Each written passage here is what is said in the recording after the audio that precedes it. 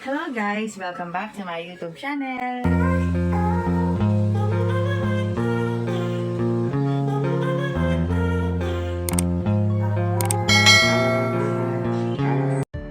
Mafe Galanza, masyadong emosyonal sa kanilang interview.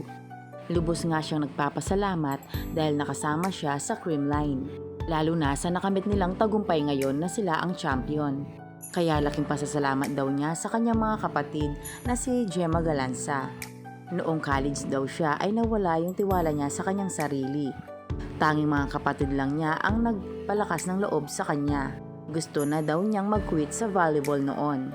Pero pinush pa din siya.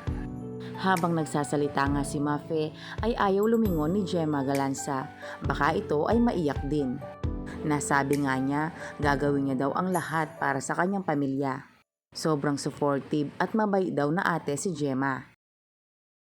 Sa totoo lang po, hindi, sobrang saya ko talaga. Lalo na kasama ko yung kapatid ko. Siyempre. Tsaka, syempre, ano ba? Wala, sobrang saya ko lang talaga nag-champion kami. Nawala kasi yung tiwala ko sa sarili ko nung college.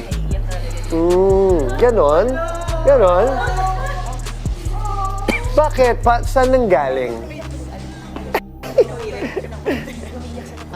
Syempre, wala pong pagsisisi kasi yung outcome po, yung mga nangyayari po ngayon. And sobrang thankful din ako sa mga ate ko. So, ayun na nga guys. Kung nagustuhan mo ang video nito, huwag mo naman sanang kalimutang mag-like at mag-subscribe. At pakipindutin mo na din ang notification bell para lagi kang updated sa aking mga videos. Thank you! Bye!